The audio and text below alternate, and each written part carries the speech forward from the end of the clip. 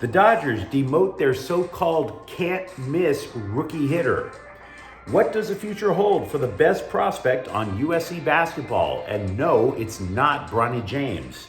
And Jordan Clarkson said that the so-called baby Lakers were never going to win. Good morning. I'm James. This is your daily dose of sports and snark for the greatest sports city in the world, Los Angeles. This is the Faithful Angelenos Morning Report. So it is July 10th, 2023. I'm in a terrific mood. I'm going to be spending the day with family. We are building something for LA, by the way, here, and we keep adding new subscribers. Thank you for getting in. Totally appreciate you, because if you like being in the know about LA sports, click the like button. Click the subscribe button. There's a notification bell. Hit that. It'll let you know we drop new content. Sharing is caring, let people know we exist, and comment. I've got a lot of comments to get back at because I really appreciate the feedback. Now, before we go through the news and notes, a look at the scoreboard. Phoenix 76, Sparks 72. This is the fifth consecutive loss for the Sparks, who, by the way, are coincidentally 5 games below 500, and we are almost halfway through the season.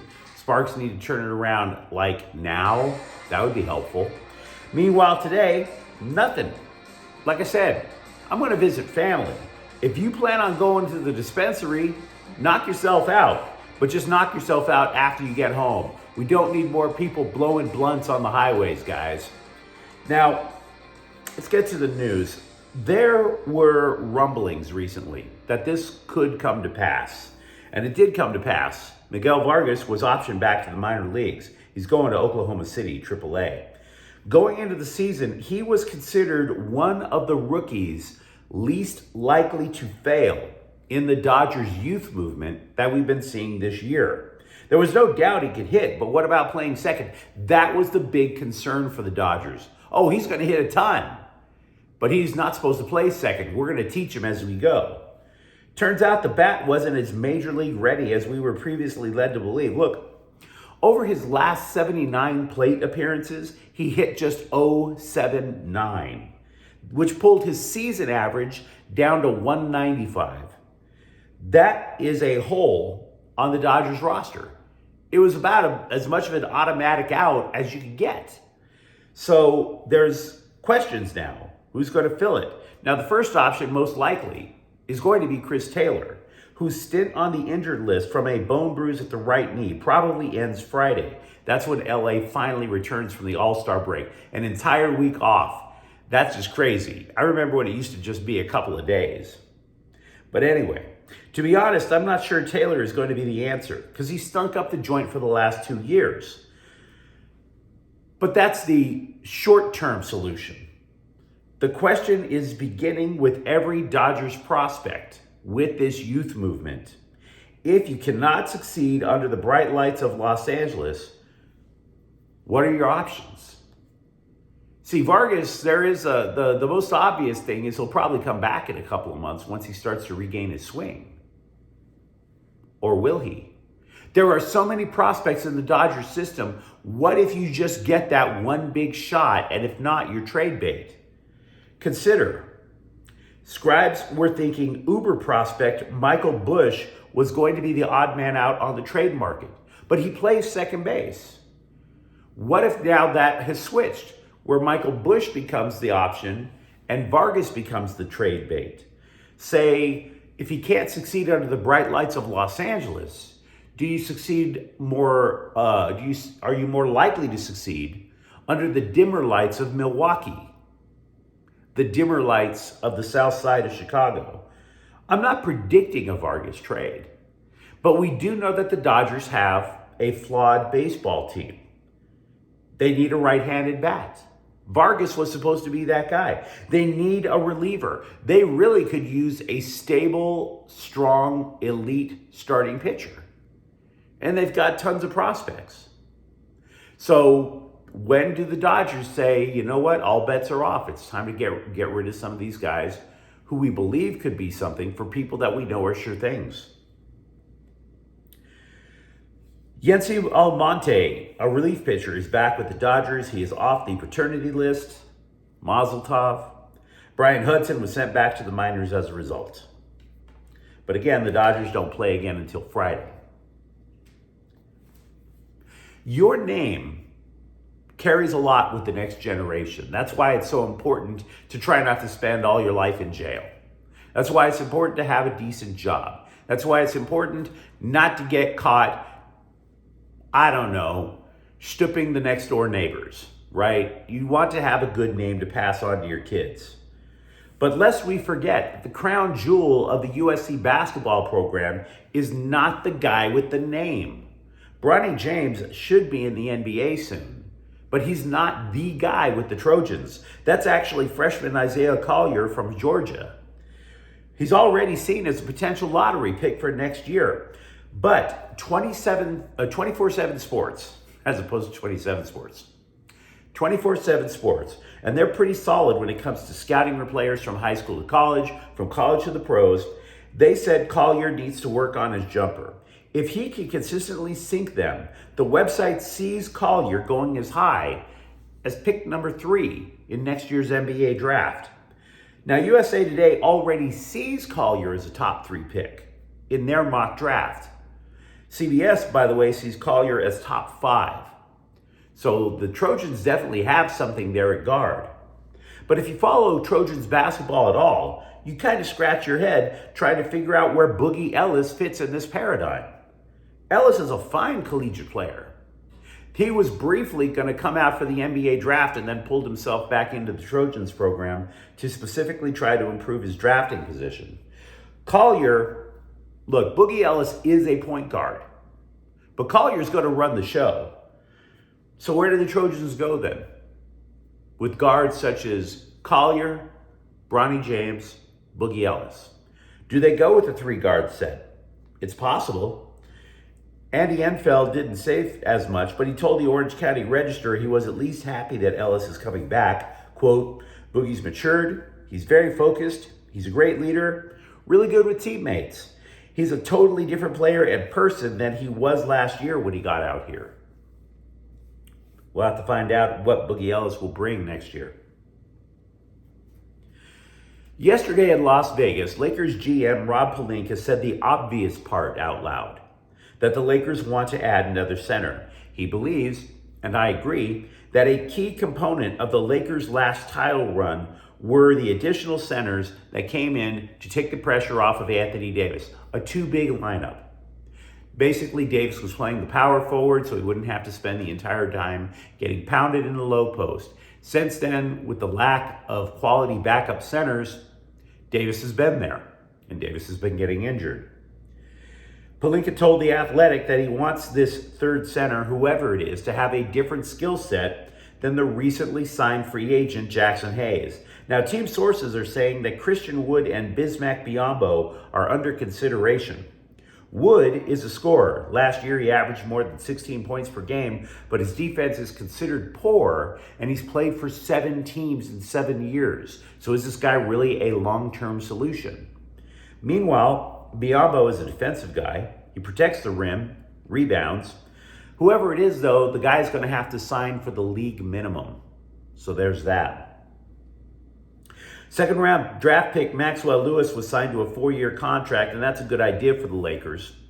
Look, I don't have an idea if Lewis is going to pan out. But the reason that it's a good idea that they signed him to a 4-year deal is the Lakers have been terrific with developing their second round draft picks. And only until this year, with this new collective bargaining agreement with the Players Association, you couldn't sign your draft picks for 4-year deals. It had to be 3. The problem with signing your draft picks for 3-year deals was when you take long-term development. It took a few years for Jordan Clarkson to become a quality 6-man. He's indispensable with Utah.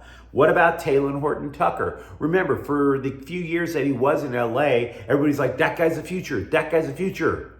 But come on, develop, will you? And then they had to let him go. As for Clarkson, he said something that I found interesting. He was part of the so-called baby Lakers era. It was Clarkson, it was Josh Hart, Lonzo Ball, Julius Randle, Brandon Ingram, and that group struggled because they were trying to develop simultaneously. Clarkson was the first to go, if you don't remember. Eventually, they got rid of all of them and won a title without them.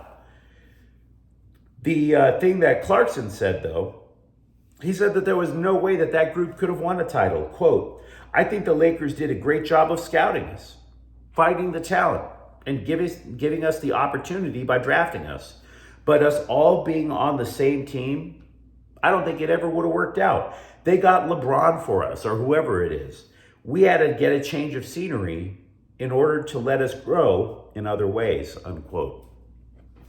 I bring this up because the argument had been going on for years. Should the Lakers have really blown everything up for Anthony Davis and LeBron? The answer, according to Jordan Clarkson, is yes. Argument over. If you don't believe that the Lakers getting a ring is the reason that all those guys should have gone, I don't know what to tell you. Even Jordan Clarkson now says that there was no way that group was going to get a ring. There is a viral clip going around on the interwebs it's of Kawhi Leonard partying it up with Rick Ross. Now, if you're a Clippers fan, and you think, hey, wait a minute, shouldn't that guy be recovering from an injury? I don't blame you. But I have to tell you, you got to let loose at some point, right? And at least when Kawhi Leonard lets loose, it's not like he's dancing around with a gun. Kawhi Leonard does not play with the Memphis Grizzlies. So give him that much. He partied, he had a little fun, he didn't do anything extremely stupid. It was just a little bit of blowing off steam. The LA Galaxy. The Galaxy were dead. And trust me, I work in healthcare, I studied dead, I've seen dead, the Galaxy were dead. They were going to the light. Now, however, they could be back above the playoff line as soon as the upcoming weekend. And the belief is a lot of it comes from the trio of Ricky Puig, Douglas Costa, and Tyler Boyd. Puig and Boyd have scored a goal in each of the last 2 matches for the Galaxy, which were victories over teams that reached the MLS Cup final last year, LAFC and Philadelphia. Said manager Greg Vanney, quote, there's a lot of good things coming out of the group right now. And also the positivity of getting results makes people happier. And when you're happy, you get out of your head a little bit. And when you get out of your head, you can connect with people. All those things matter, unquote. So finally, after months and years of despair, a legitimate sense of optimism for LA Galaxy. The Kings signed forward Akil Thomas to a 2-way contract, which means he could play for Ontario or Los Angeles. This is pretty much concluding the offseason business for the Kings in terms of free agency. The organization likes him. But the main roster for the LA Kings is going to be extremely tough to crack.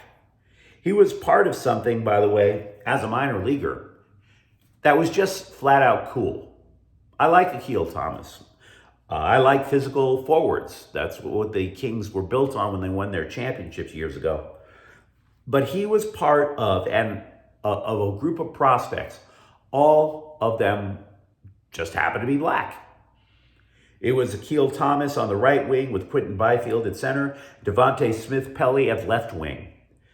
I am no social justice warrior type, right? But that was the first time that an offensive line in a professional hockey team was generated of all African-American players. First time since the 1940s, I should say. That's cool. That was cool. I've been skimming box scores for NBA Summer League because I'm one of life's winners. Just looking for tidbits to share about the Lakers, Clippers, or USC, UCLA players who could be making a name for himself. So, it pains me to tell you this. Former UCLA point guard Tiger Campbell did not play for Orlando's Summer League team in its first game in Vegas. Basically, I'm trying to suggest to you that it's not a good scene for Campbell in Orlando, I'm assuming. I realize it's a little quick, but it doesn't look good. Do you know where the rumors about the Rams trading Matthew Stafford or Aaron Donald come from? They come from segments titled, quote, Jason's crazy 5 NFL predictions, unquote. Seriously, crazy NFL predictions. And that gets blown up over and over on the internet. And then all of a sudden, everybody's talking about how the Rams are supposedly trying to trade Matthew Stafford or Aaron Donald. It's not coming from beat writers who cover the NFL or the Rams hardcore. It's coming from Jason is a gambling analyst on Fox Sports Radio. He was the guy who predicted these things about them trying to trade away Aaron Donald. I know for a fact I will never inspire world peace in my life. Matter of fact, it wouldn't surprise me if the good Lord looked at me and said, you're going to hell. It really wouldn't. But if there's one thing I can do to bring positive impact on this world, it's to shoot down and to teach people how to shoot down crazy internet trade rumors. If I could inspire you guys to look at these things as the flaming bags of dog turd that they are, then my life was well lived. Okay? I can't tell. Why would you trade the greatest defensive player of all time? For who? For what? Especially at this stage of his career. Why would you trade Matthew Stafford so that their franchise quarterback is Stetson Bennett? Why? I just bring that up because you're going to hear a lot more trade rumors about the Rams. It's not, the only way it's going to happen is if the Rams are winless through the first half of the year and they totally go for broke, but not now. But you let me know what you think in the comments thread. Let me know what you think about Miguel Vargas' chance at the major leagues now that he's been demoted. Let me know what you think about Isaiah Collier, or if the baby Lakers could have ever done anything. And if you enjoyed the content, don't forget to subscribe to Faithful Angelenos. We're talking LA sports every single day here. Thank you for watching. I'm James. We'll be back tomorrow. Faithful Angelenos is a Kian Corte El Queso production. Take care.